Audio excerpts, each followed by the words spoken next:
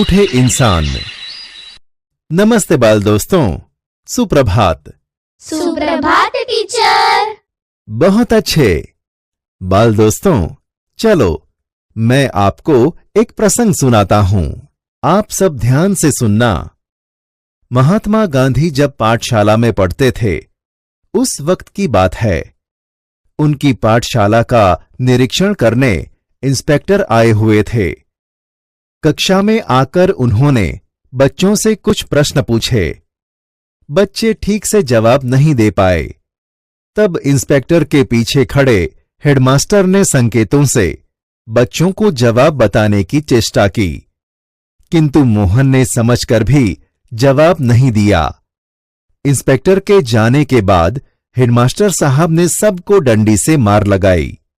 मार खाने के बाद भी मोहन बोला, मैंने मां से सच बोलने का वादा किया है, फिर मैं गलत काम कैसे करता।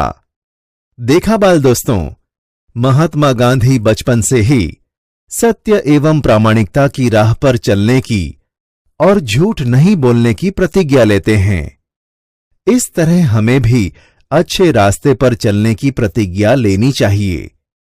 तो चलो बाल दोस्तों, आज मैं आपको ऐसे सत्य और प्रामाणिकता की राह पर चलने की प्रेरणा देने वाले और देशभक्ति की करुणा जगाने वाले दो सुंदर प्रसंग सुनाता हूं। आप सब ध्यान से सुनना। ऐसा था नेपोलियन। नेपोलियन जब छोटा लड़का था, तभी से वह सत्यवादी था। एक दिन वह अपनी बहन इलाइजा के साथ आंख मिचौनी खेल रहा था। इलाइजा छिपी थी और नेपोलियन उसे ढूंढने के लिए इधर उधर दौड़ रहा था। अचानक वह एक लड़की से जा टकराया। लड़की अमरूद बेचने के लिए जा रही थी। नेपोलियन के टकराने से उसकी टोकरी नीचे गिर पड़ी। कीचड़ होने के कारण उसके सारे अमरूद खराब हो गए। वह रोती हुई कहने लगी, अब मां को मैं क्या जवाब दूंगी। इलाइजा कहने लगी, चलो भैया, हम यहां से भाग चलें। नहीं बहन, हमारे कारण ही तो इसकी हानि हुई है। यह कहकर नेपोलियन ने जेब में रखे 3 छोटे सिक्के उस लड़की को देकर कहा, बहन, मेरे पास ये 3 ही सिक्के हैं, तुम इन्हें ले लो। इन 3 सिक्कों से क्या होगा? मेरी मां मुझे बहुत मारेगी।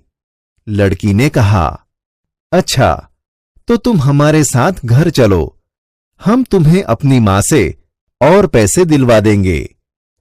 इस पर इलाइजा ने नेपोलियन से कहा, भैया, इसे ले चलोगे तो मां नाराज होगी।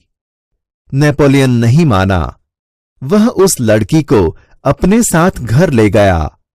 मां को घटना की जानकारी देकर वह बोला, मां, आप मुझे जो जेब खर्च देती हैं, उसमें से इस लड़की को पैसे दे दीजिए। ठीक है, मैं तुम्हारी सच्चाई से खुश हूं, मगर याद रखना, अब तुम्हें 1 महीने तक जेब खर्च के लिए कुछ भी नहीं मिलेगा। मां ने कहा, ठीक है मां। नेपोलियन ने हंसते हुए कहा। मां ने उस लड़की को 2 बड़े सिक्के दिए। वह खुशी खुशी घर लौट गई। नेपोलियन को धक्का देने की सजा तो मिली, परंतु सत्य के पथ पर चलने के कारण उसे यह सजा भुगतने में अद्भुत आनंद आया। वास्तव में नेपोलियन सच्चाई के पथ पर चलने वाला इंसान था। बचपन से ही उसे खुद पर दृढ़ विश्वास था और दृढ़ इच्छा शक्ति भी। देखा बाल दोस्तों, नेपोलियन बचपन से ही सत्यवादी थे और बचपन से ही सच्चाई के रास्ते पर चलने वाला इंसान था। इसलिए हमें भी अपने आप पर दृढ़ विश्वास रखना चाहिए और सच्चाई के रास्ते पर चलने की प्रतिज्ञा लेनी चाहिए। चलो अब हम दूसरा प्रसंग सुनते हैं। सच्चा दान। मालबार केरल की बात है।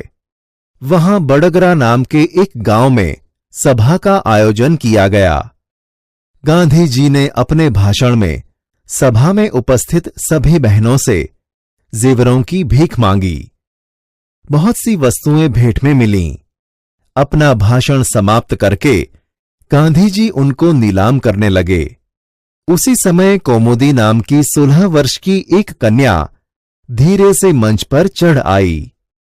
उसने एक हाथ की सोने की चूड़ी उतारी और उसे गांधी जी को देते हुए बोली, क्या आप मुझे अपने हस्ताक्षर देंगे?